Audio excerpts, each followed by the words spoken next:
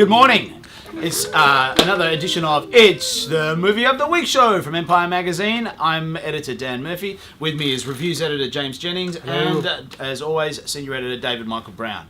Today we are talking about Need for Speed. And I'll get us started. So, Need for Speed is a video game adaptation of the blockbusting video game franchise. And it follows Aaron Paul's mechanic and street racer. What's his name? Toby. Who gets framed for the death of his friend in a street race, does a couple of years' time and comes out with revenge on his mind. Revenge against Dino Brewster, the arch enemy, played by the English actor Dominic Cooper, and he wears black throughout. That's how you know he's bad. That's how you know he's bad. And he always frowns. You never see him smile for the whole film. Drives a black car too, just in case you don't get the fact he's dressed in black. As you can tell, we were less than impressed because what the actual what needs to be required is that he has to drive very, very, very fast across country to then drive very, very fast in another race. A race put on by Michael Keaton in a very bizarre performance where he sits in a room and commentates via the internet. Anyway, this is as we say. The big problem here is the script. George Gatton's, it's his first script. The dialogue is leaden. The character motivation is completely off the whack. Yeah. All motivation is off the whack. There must be dozens of implausibilities in it. Like, it's just so ridiculously unfeasible. And we found ourselves questioning everything afterwards. How did he do? What happened? This, these guys have all the kit in the world. They have a guy played by Kid Cudi, quite famous rap star from the US,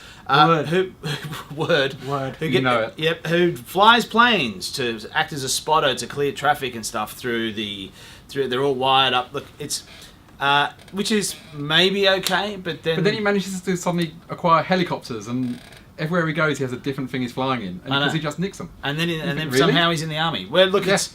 the plausibilities are huge. This is directed by Scott Waugh, who's a stunt guy, and as can be expected, this is his second feature actually after the war film Act of Valor.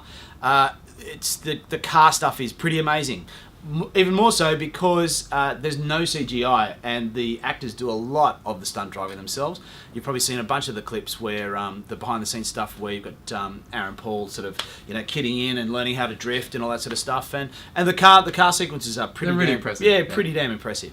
Also cast is Imogen Poots, another British actor as the love interest, playing a Brit, and she is fantastically refreshing, even making Gatton's stale dialogue sort of have some sort of life.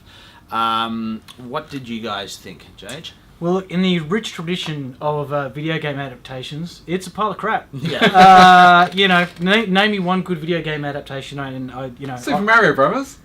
I stand corrected. Thank you, Dave. Look, Wreck-It Ralph. No, wrong. No, Yeah. not an adaptation, No, but no, an it's an exploration. film. Yeah, it's an but an awesome awesome film. Yeah. Awesome film.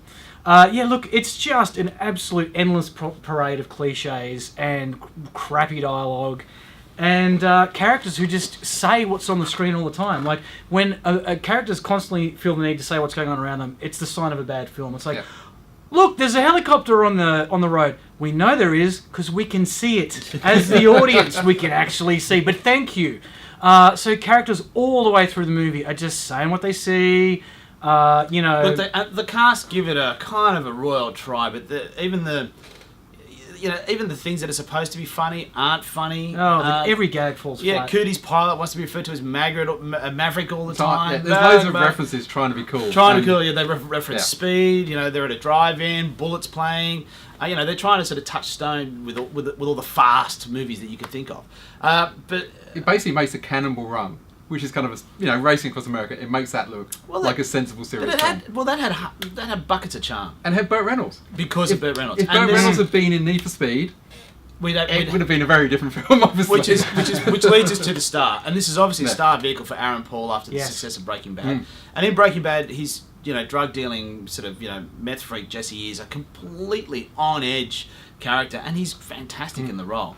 But here he tries to adopt this sort of still quiet, strong, silent type guy in the Steve McQueen, early Nicolas Cage mold, and it's a little There's bit. no comparison. No, I mean, but it's much more Nicolas Cage than Steve McQueen. There's a lot of breathlesslessly spoken. It's Nicolas Cage dialogue, eating bugs kind of era. He chews on the dialogue. He really. It's him looking constipated a lot. Yeah, that's right. He really needs a poo. I think he obviously thought it was going to be a big thing for him, but I think he's just miscast completely. Yeah. I know. I agree. Totally miscast. I kept thinking, what if a young Tom Cruise had done the role? You know what I mean? Just someone, an actor with that kind of effervescence and able to do the intensity. A young Burt Reynolds. Yeah, exactly, young Burt Reynolds.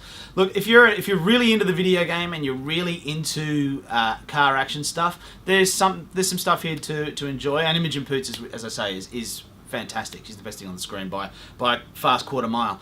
But what are you guys going to give it? I'm going to give it 2 stars for the cars and for Ms. Poots. Mm-hmm. But I think I'm being generous. So I'm kind of with you just because there are some great stunts in there and a couple of great crashes. And Imogen Poots is always wonderful to watch. And she is, in reality, the only bright spark in this. So, 2 stars. Yeah. Yeah, look, this movie, we forgot to mention, is interminably long. Yes. It goes for over 2 hours, and there is so much boring stuff in there as well. Look, I'm not a teenage boy into cars. I'm clearly not the target market. But as a lover of film, I can assure you that this stinks like a bucket of prawns left out in the hot sun. I'm giving it 1 star. Oof, 1 Take that! Fragrant star from JJ. So there it is. That's Need for Speed from us, which opens today nationally and I'm sure wide. And I think what we think about it will make not a jot of difference.